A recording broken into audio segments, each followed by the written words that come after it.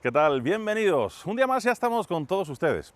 O mejor dicho, un día más no, un día tan especial como en el que nos encontramos y del cual vamos a intentar darles más luces que sombras. Hablamos del Día de los Santos y para hablarle de ese día tan especial para todos, nos hemos querido venir, como no, a este lugar también tan icónico dentro de esa celebración. Nuestro cementerio, nuestro Campo Santo. Hoy vamos, además de descubrir buenas y bonitas historias también de este día tan especial, pues también de camino volveremos a recordar y reconocer nuestro cementerio motorleño, como decimos en el día de hoy. Y es que también hay que decirles que han sido muchas las personas que nos han pedido o invitado a que podamos volver precisamente a nuestro cementerio después de aquellos fantásticos programas, muchos que hicimos recorriendo las diferentes partes también de nuestro Camposanto, contándoles las historias ya no solo de la edificación en sí, sino también de todos esos grandísimos y amados personajes que tenemos aquí en nuestro cementerio motorleño. Como no, con don Manuel Domínguez en el día de hoy, nuestro historiador motorleño y cronista oficial de la ciudad. Hablar del Día de los Santos es hablar de un día, don Manuel, especial, no solo para los motorleños, sino para todos, ¿no? Hablar del Día de los Santos es hablar de historia, no solamente de cuestiones religiosas modernas, sino hablar de una época, de un día, de una tradición muy larga en la historia de la humanidad. Esto ha sido muy estudiado, este día tan especial donde hablamos en la religión católica cristiana, hablamos del Día de los Santos, arranca de tradiciones mucho más antiguas. Por ejemplo, estamos hablando de que casi todos los historiadores hablan de que el Día de los Santos se trata de una época que se remonta seguramente a épocas antiguas, a la historia antigua, a la historia de los celtas. Es una historia que se remonta seguramente a épocas de los celtas, ¿no? Parece que los historiadores se han puesto de acuerdo en saber que esta historia que hoy nosotros celebramos como el Día de los Santos es una historia mucho más antigua, se remonta a siglos anteriores, incluso anteriores al cristianismo, y donde evidentemente parecía, ellos tenían la creencia de que era el día que se pasaba del otoño al invierno, y esa noche de los Santos, la noche del 31 de octubre al 1 de noviembre, era el día que se abría la puerta que comunicaba el mundo de los vivos con el mundo de los antepasados, ¿no? Es decir, claro, era esa historia, esa puerta imaginaria de la espiritualidad donde se comunicaban los dos mundos, y seres del pasado, es decir, antepasados de ellos, podían comunicarse con los seres que vivían, con sus descendientes, y sus descendientes comunicarse con sus antepasados, ¿no? Es decir, y esa pasa a la tradición romana. Esa tradición romana es la que llega a la tradición cristiana y se convierte en una tradición cristiana, es decir, que viene heredado de esas creencias antiguas que el cristianismo adopta de otras creencias anteriores, como en muchas de las cosas que evidentemente el cristianismo adopta ese tipo de creencias anteriores y las normaliza y las introduce en las propias creencias cristianas. Es la noche de los difuntos, es la noche de las ánimas, es la noche de las apariciones, es la noche donde la frontera se abre y donde el mundo de los vivos entra en contacto con el mundo de los muertos, ¿no? Y se abre para todo, se abre para el cristianismo, ¿no? Pero se abre también para la magia, para la magia, para la brujería, se abre para todas las creencias, porque al final todas las creencias heredan seguramente todas esas tradiciones antiguas que en el mundo occidental, incluso algunos autores piensan que del mundo oriental, ¿no? Se van introduciendo. Evidentemente las creencias más modernas con el paso del tiempo están siendo pues lógicamente aceptadas y cristianizadas, como es en este caso del Día de los Santos. La verdad es que es una historia muy curiosa, muy bonita, porque arranca de tradiciones antiquísimas, de modelos de pensamiento religioso antiquísimos, incluso forma parte de la religiosidad popular, ¿no? Es decir, se mezcla con las creencias populares, ¿no? El Día de los Santos es un día muy especial para todos los cristianos, los cristianos que conmemoramos precisamente eso, ¿no? A nuestros difuntos. Es decir, retomando posiblemente aquella historia antigua de la noche donde se abrían las puertas entre el mundo del más allá y el mundo del más acá, ¿no? En las tradiciones y en las creencias antiguas de los pueblos antiguos. Cuanto menos es una manera de sentirnos más cerca de ellos, ¿no? Claro, es la memoria, ¿no? Es decir, al fin y al cabo, esa es la memoria. La creencia en antepasados son creencias muy antiguas.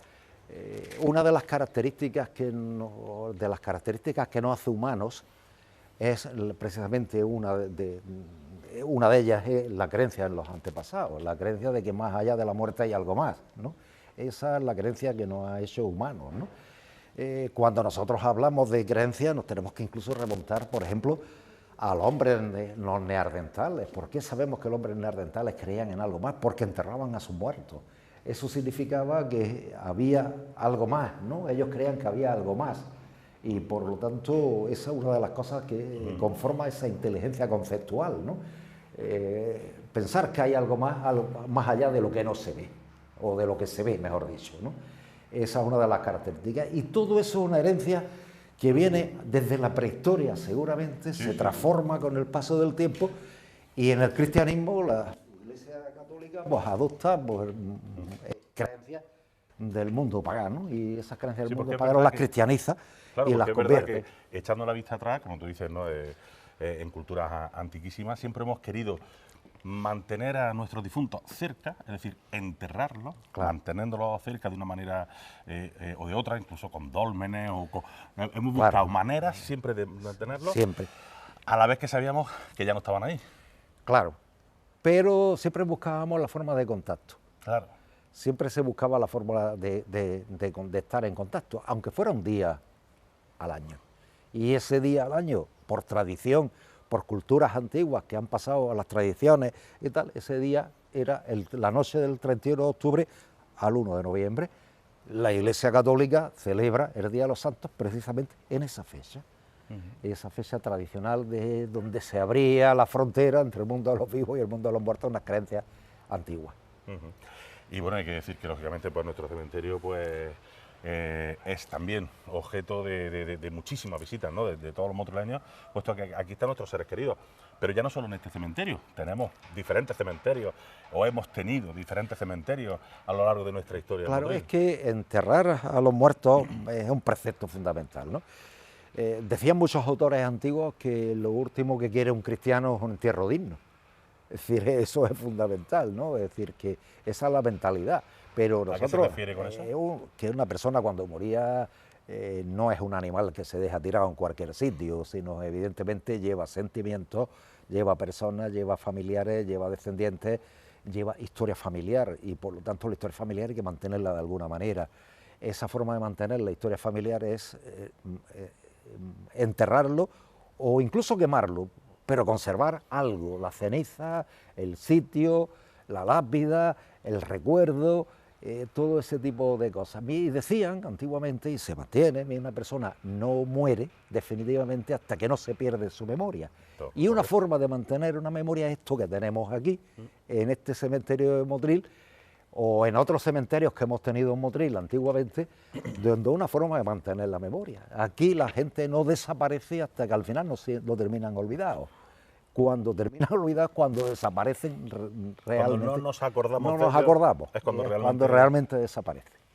Y ese es un pensamiento religioso, un pensamiento tradicional, como queramos llamarlo, pero es un pensamiento que conforma la identidad humana, ¿no? Es una de las características de la identidad humana, el intentar conservar nuestra propia identidad con el conocimiento de nuestros antepasados, de nuestra historia familiar, nuestra historia personal, que está reflejada precisamente no solo en Navidad, sino también en la muerte, lógicamente.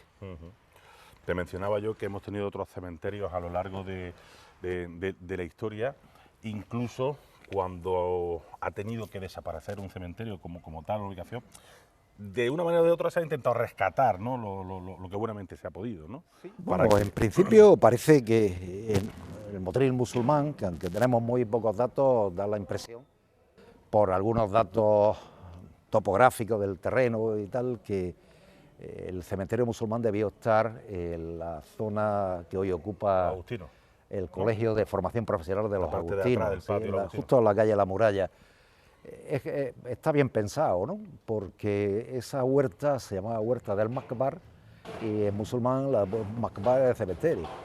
Y además está bien pensado porque cerca, en la calle Zapatero, estaba la mezquita y los cementerios musulmanes los construían cerca de las mezquitas mayores.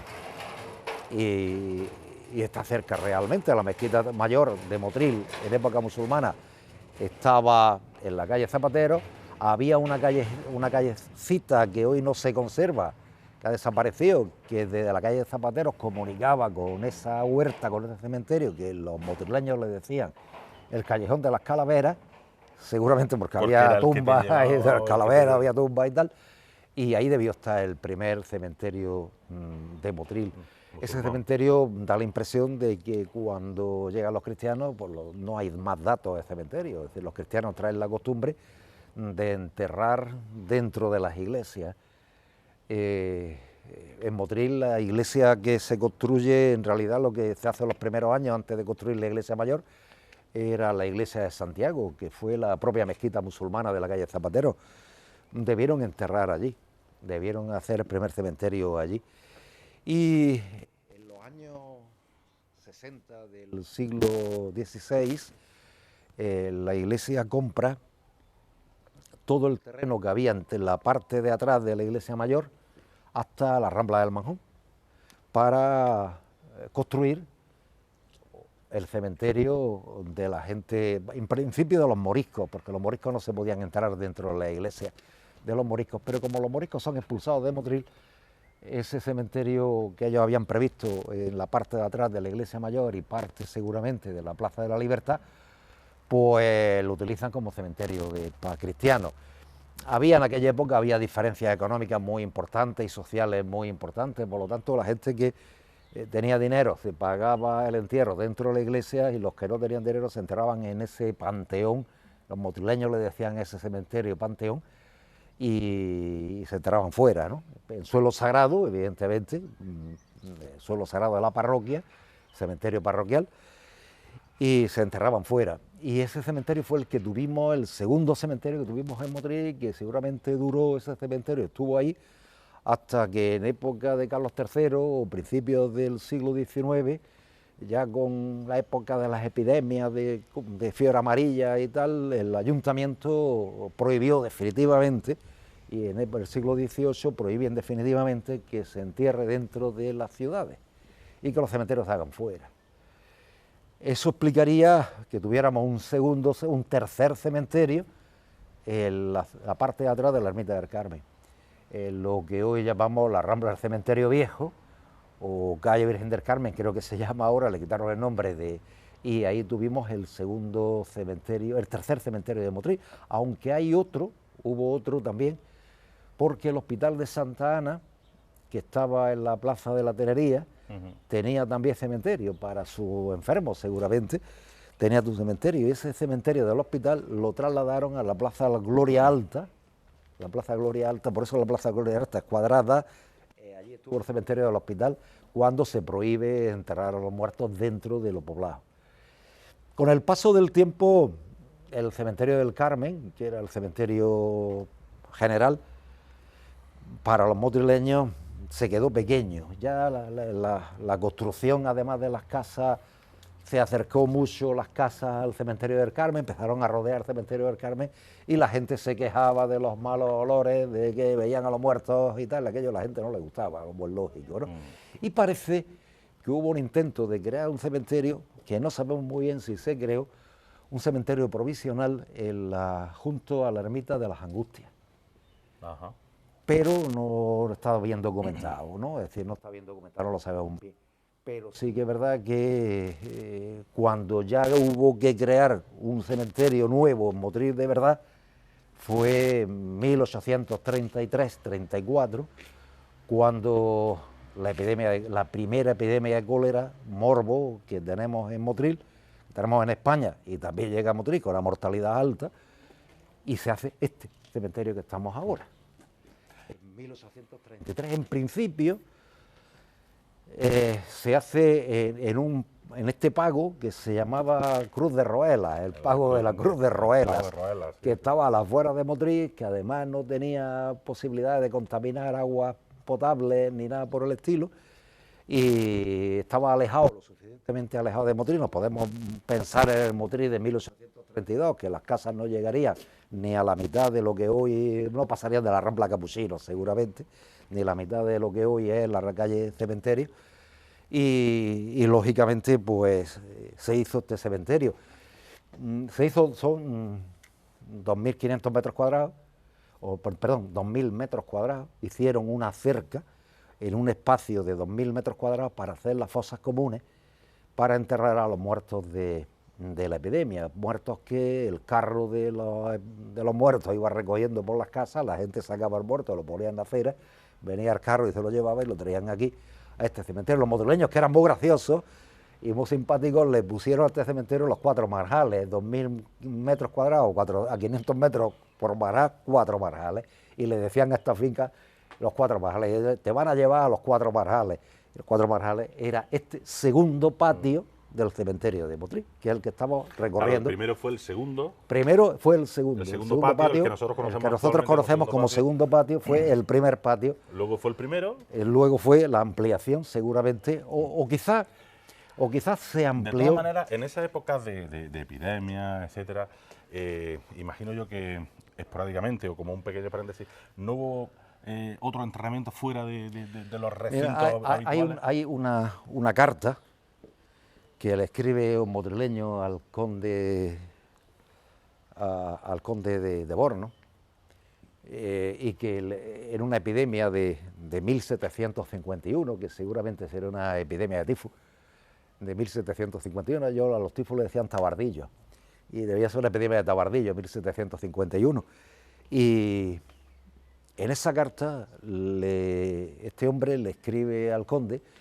contándole que tienen la epidemia en Motril, que hay una epidemia muy importante en Motril y que no tienen sitio ni en el cementerio para enterrar, y que lo entierran en cualquier lado, en las plazas, en las calles y tal, ¿no?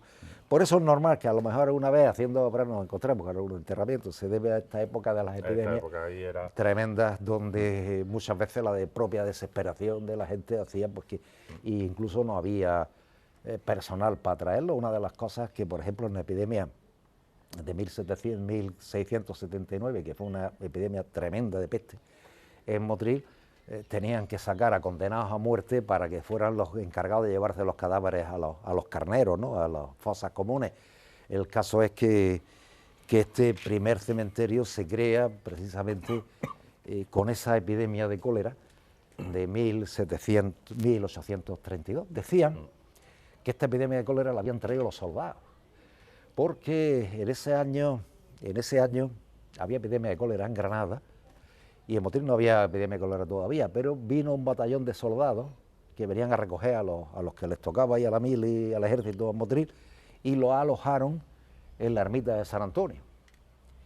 Y esos soldados son los que traen el cólera, decían que eran los que traen el cólera a Motril, no se puede saber exactamente, pero creían que eran los que transmitieron el cólera, aquellos soldados que habían venido a Motril, que son ellos los que habían traído el cólera a Motril, y evidentemente pues son los que propagaron el cólera en Motril. Fue una epidemia tremenda, la primera. Tiene su explicación. El cementerio del Carmen no se podía enterrar más porque la mortalidad debió ser grande, claro. No se podía enterrar más, estaba metido justo en mitad de la ciudad ya. Y entonces pues el ayuntamiento, la fuerza Orca, muchas veces pues dice, bueno, habrá que hacer un cementerio. ¿Dónde enterramos esto? Pues lo hicieron muy simple, ¿eh? El primer patio del cementerio, que hoy es el segundo, lo que hicieron fue hacer un cercado de tapia de 2.000 metros cuadrados, 4 marjales, y hacer las fosas comunes ahí para los que se morían del cólera. Y para los niños, sobre todo una gran mortalidad infantil. Eso, ¿no? Te voy a comentar o a recordar, que por desgracia también era una época donde morían había mucha mortalidad infantil.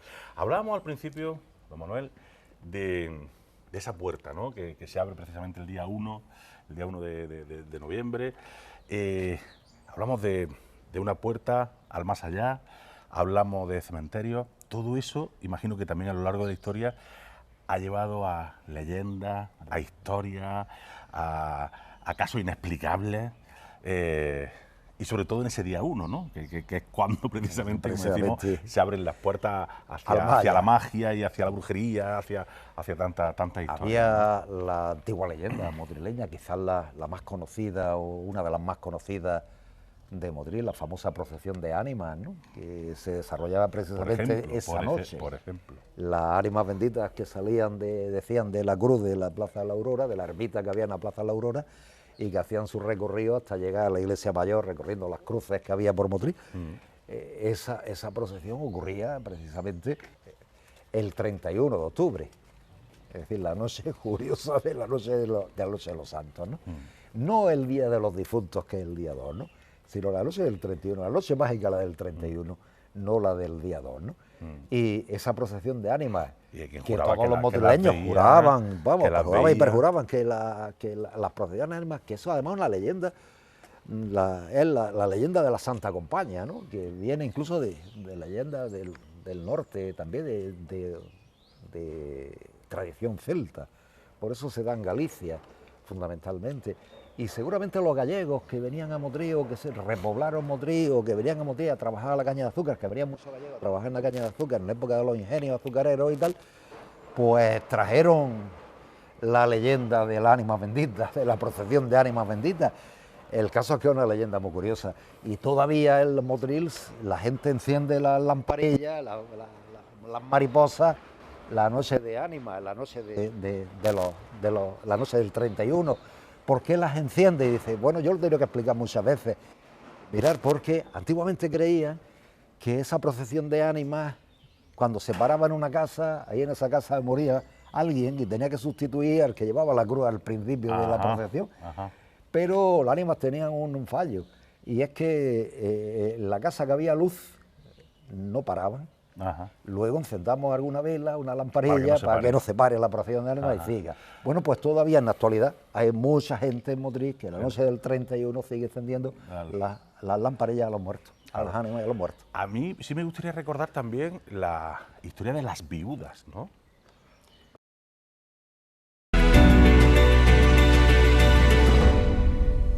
¿No? Bueno, magnífica historia. La historia de las viudas, porque además también era en estas noches... En la noche del 31. En la noche del 31, esa historia. Vamos a recordarla un poco, porque yo creo que viene precisamente a colación. Claro, ¿no? Antiguamente la gente que se enteraba en la iglesia tenían costumbre de que la iglesia le daba, previo pago de su importe, le daba un derecho que era el ius sedendi, es decir, que se podían sentar, como normalmente las tumbas estaban en el suelo, se podían sentar encima de la tumba de su marido, de su familia enterrada. Ese ius sedendi, ese derecho de sentarse, pues lo concedía la iglesia. Y bueno, eso con el paso del tiempo se generalizó, con lo cual las señoras, fundamentalmente los hombres no teníamos esa costumbre. Las viudas, la noche del día 31 se iban a la iglesia a sentarse, y en los cementerios venían a los cementerios y pasaban la noche sentados al lado de la tumba de su marido o al lado de la tumba de sus familiares, y hicieron una iglesia encima de la tumba, hicieron un cementerio al lado del nicho o al lado de la tumba. Hoy se ha perdido esa costumbre, pero no hace muchos años, en este cementerio que estamos visitando, había mucha gente que se quedaba la noche, esta noche aquí. Se quedaban llorando, velando a sus muertos aquí. Esa noche era aquí, recordando esas tradiciones antiguas de que las viudas podían tener y le llevaban su ofrenda, ¿no? Le llevaban su ofrenda, generalmente pan y vino, ¿no? Le llevaban sus ofrendas para que el muerto aquella noche pudiera alimentarse de pan y vino, ¿no? Que eran las ofrendas que ellos llevaban a sus deudos enterrados en la iglesia o enterrados, pero nos podemos imaginar la iglesia mayor de Motril llena de gente, porque además la iglesia se abría esa noche, toda la noche. Se abría para que todas estas personas pudieran estar con sus antepasados, ¿no? Y pudieran estar sentadas o en las tumbas, y en los cementerios pasaba igual. Era una noche donde también se mezclaba la fiesta, porque la gente siempre tenemos mecanismos de defensa, ¿no? Para contrarrestar. También contrarrestamiento. Había vino y alguna fiesta que otra, y algún desorden que otro, ¿no? También había, claro, la iglesia siempre vigiló muchísimo que esa noche fuera la noche de santidad, no fuera la noche de jolgorio, pero que también la había, ¿no? Es decir, había también algunos sitios donde el cementerio de Motril, al lado de la iglesia mayor, se tuvo que poner la guardia porque aquello era un jolgorio tremendo, ¿no? Pero bueno, esos son los mecanismos de defensa que tenemos las personas. Evidentemente la historia de las creencias es una historia muy curiosa. Estoy pensando en ese mecanismo de defensa que muchas veces tenemos, abriendo casi un paréntesis, y que el motrileño es muy motrileño, y todavía se siguen contando algunos chistes, de los mejores chistes en los velatorios. Y muchas veces, bueno, y con todo el respeto del mundo, ¿no? Porque al final... Pero además es que sirve de mecanismo de defensa, un poco la presión existencial, porque al fin y al cabo cuando uno se encuentra con la muerte, crea presión existencial, pues evidentemente se va por algún lado. Fijaros, algunas de las tumbas, ¿no? Estamos visitando algunas tumbas, todavía quedan algunas de las pocas tumbas en el suelo del cementerio de Motril, aunque el cementerio de Motril se ha construido prácticamente al completo por falta de espacio, todavía supongo que en los registros del cementerio se sabrá quién hay aquí, pero todavía tenemos tumbas en el suelo, curiosas tumbas antiquísimas, ¿no? Es decir, que debieron ser de las primeras tumbas que y algunas incluso solo con arena o con tierra, ¿no? Y poco más, ¿no? Ni siquiera con su ladrillo ni nada. Nada, ¿no? La conservaban ni la lápida, ¿no? Te ponía la cruz y ya está, ¿no? Es decir, que... Y mantiene sus flores y todo, o sea que lógicamente... Es muy curioso, ¿no? Muy curioso, ¿no? Estas debieron ser, algunas tumbas de estas, porque precisamente estamos en el segundo patio, debieron ser de las primeras tumbas que se hicieron en este patio.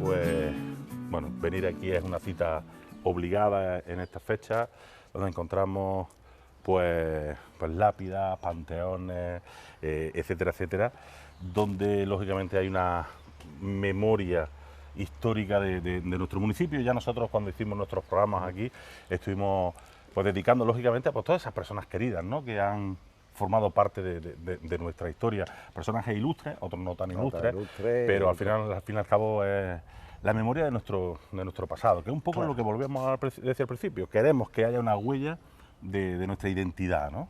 Sí, la huella de identidad está aquí. Es decir, nosotros cuando hablamos de patrimonio siempre hacemos lo mismo, ¿no? Es decir, el patrimonio no solamente es edificios, ¿no? Sino memoria, ¿no? Y esto es memoria pura y dura, ¿no? Esto es memoria histórica, ¿no? Aquí está la memoria de tantas generaciones de motrileños que han conformado parte, como decía, pues gente más conocida de Motril por su actividad política, social, económica, cultural y tal, y otros que conservan la memoria de su familia, ¿no? Y otros que por desgracia han desaparecido de la memoria, quedan todavía sus nichos y tal, pero ya nadie se acuerda de ellos, ¿no? Porque seguramente sus familias han desaparecido y entonces ya no hay. Todavía queda pues algunos nichos por ahí curiosos de las más antiguos, donde algunos panteones incluso más antiguos, donde evidentemente la memoria ha desaparecido, ¿no? Queda el nombre, no sabemos quién son, no sabemos relacionarlos con nadie, pero en su momento tuvieron una parte de memoria importante. Alguien los enterró y alguien les puso en la lápida cómo se llamaban y cuándo murieron y cuándo nacieron y tal. Y estamos en el segundo patio. Esto lo que era el cementerio de Motril original. Fue el primer cementerio. Claro, la puerta original es esa, que después se hizo la capilla al lado, en los años 30, 60 y 70 del siglo XIX, después de muchos avatares, como explicamos, que le hicieron más, hubieron que tirarle, volver la fila de nuevo. Motril es una cosa muy curiosa, esos temas. Y al final Díaz de Alcántara fue el que hizo la capilla, pero aquella puerta es la puerta original del cementerio, esa es la primera puerta, Esta es la primera puerta del cementerio. Era un cementerio muy pobre, es decir, se ve claramente, austero, ¿no? Muy austero, ¿no? Incluso en su fisonomía, en Sí, su sí, un arquitectura. cementerio muy austero. Es verdad que en esa época del siglo XIX se pone de moda los cementerios románticos. Esos cementerios que todos tenemos en la mente, de los árboles con los abetos y con los pinos y con los árboles y tal, tipo cementerios románticos. Pero en Motril no tuvimos un cementerio romántico. Era un cementerio muy funcional, una cercado de tapia y aquí vamos a enterrar a los motrileños, ¿no? En ese aspecto siempre fuimos en Motril muy austeros. Es verdad que en algún momento después pensaron, bueno, vamos a darle algo de valor al cementerio, ¿no? Y es cuando se construye el primer patio, el primer actual patio, un añadido por delante al primer. Y ahí ya vemos más figuras, más cruces, sí, más ángeles. ahí se hace ya más. Se ornamenta mucho. Se ornamenta, pero es verdad que los motrileños tampoco se gastaron mucho dinero en morirse, ¿eh? Esto no es el cementerio de San José de Granada, ni el de Córdoba, ni el de Sevilla, ¿no? Ni de algunos pueblos de Andalucía cuyos cementerios son verdaderos monumentos y están declarados como bienes de interés cultural. Este tiene... ¿Y algunos eran tan orgullosos que a lo mejor preferían, entre comillas, morirse en Granada que morirse en Motril? Sí, es decir, enterrarse en Granada que enterrarse en Motril, porque evidentemente... El prestigio era mayor. El prestigio es mayor. Evidentemente, si lo que tenemos en Motril es esto, es decir, 4 marjales de aquellos años. Si voy a descansar de por vida. Descansar de por vida, descansar en algún sitio de prestigio, no había que mantener el prestigio. El prestigio se mantiene en la vida y después de muerto, claro. Evidentemente. Y muchos, es curioso, ¿no? Pero grandes personalidades motrileñas, hay algunos aquí, Villamantilla, por ejemplo, que está enterrado aquí, que fue un gran personaje en la España en el Motril, en la España de su época, ¿no? Pero, por ejemplo, no está enterrado Javier de Burgos, ¿no? Que se entierra en Madrid, ¿no? Es decir, vive en Madrid, se entierra en Madrid, no se entierra en su pueblo natal. O otros personajes motrileños de importancia que tampoco están enterrados en Motril, o que sepamos, ¿no? Es verdad que en ese aspecto, pues la ciudad tampoco como ayuntamiento, es verdad que hasta que no se hace la legislación donde los cementerios pasan a ser de cementerios religiosos, es decir, controlados por la Iglesia, a cementerios municipales, cuando pasan a cementerios municipales es cuando quizás los cementerios tienen más, empiezan a darle algo más de prestigio, ¿no? Cuando el Ayuntamiento de Motril, el cementerio se municipaliza, es cuando el Ayuntamiento de Motril empieza a pensar en crear el primer patio que conocemos y darle un poco más de prestigio y de empaque al cementerio motrileño, que debía ser pues, muy austero, muy pobre, porque se ve, es decir, un patio de 4 marjales rodeado de una cerca y poco más, ¿no? Y de la cerca se caía, cada vez que llovía, la cerca se caía y había que hacerla de nuevo, porque los muertos se los llevaban a la rambla, y la lluvia, pues había que hacerla de nuevo. El caso es que la historia... ¿Era una noche también de los famosos fantoches o no era una noche? No, las noches, los fantoches eran... Los fantoches globos, esas luminarias, ¿no? Globos que se le metía un fuego por debajo y salía. Elevación de globos fantoches, se hacía en la fiesta, ¿no? Siempre por la tarde, y se hacían en la fiesta porque vayamos a hacerlo por la noche y la gente creyera que era algo extraño, ¿no? Y salieran... El caso es que los fantoches se hacían en época de fiesta. Aquí lo que se hacía, incluso... Había comidas especiales, ¿no? Es decir, que incluso la Noche de los Santos había comidas especiales, pero sobre todo era la noche del recuerdo, ¿no? La noche de la historia personal, de la historia familiar, de la historia de la gente, de la ánima bendita, la noche de ánima, la noche, ellos, sus costumbres, ¿no? Es decir, sus creencias. Esa noche salían las ánimas, como se abría la puerta, pues las ánimas del más allá venían a pedirle a los vivos cosas, ¿no?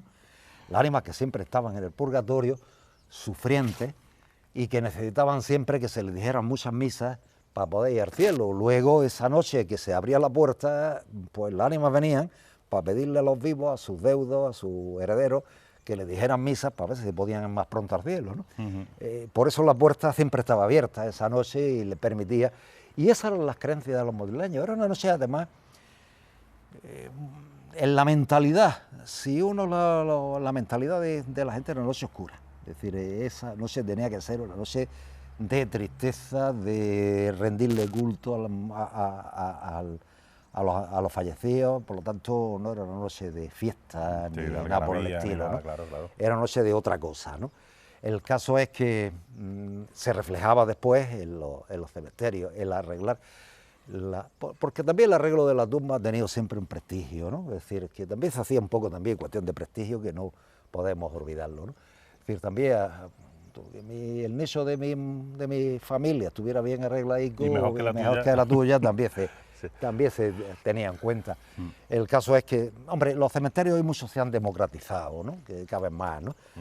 Pero sí que es verdad que durante siglos el prestigio de la vida se trasladaba a la muerte, ¿no? Es decir, durante el prestigio de la vida, y eso se puede ver todavía, ¿no? Sí, Se puede sí, ver, sí. si nosotros recorremos en los patios del cementerio de Motril, donde hay mausoleos, se ve perfectamente que los mausoleos, y si podemos ir al archivo del ayuntamiento y pedimos qué valía cada uno, podemos ver el costo que valía el mausoleo. Es muy curioso. Para hacer un mausoleo tenía que ser aprobado por el Ayuntamiento de Motril en pleno. Ajá. Tenías tú pedir la licencia al Ayuntamiento de Motril, aprobarse en pleno y tal, para poder hacer un mausoleo en el cementerio de Motril, lo cual era un proceso caro, ¿no? Y después venía la construcción del mausoleo, ¿no? El caso es que intentaban también, pues el prestigio de las personas, somos así, ¿no? El prestigio de las personas en la vida y en la muerte. Pues la verdad es que son muchísimas, sobre todo las leyendas, las historias, los fantasmas, ¿no? Por decirlo de alguna manera, que también sobrevuelan, nunca mejor dicho, no solo aquí en el cementerio, en esta noche, ¿no? En esta noche de los santos. Y ya no solo, como digo, en el recinto, en el Campo Santo, sino también en diferentes casas de Motril, que si nos pusiéramos a contar esas historias que hablan de que todavía parece que se emiten presencias en ciertos lugares de Motril, que no vamos a desvelar por aquello de que, ¿no?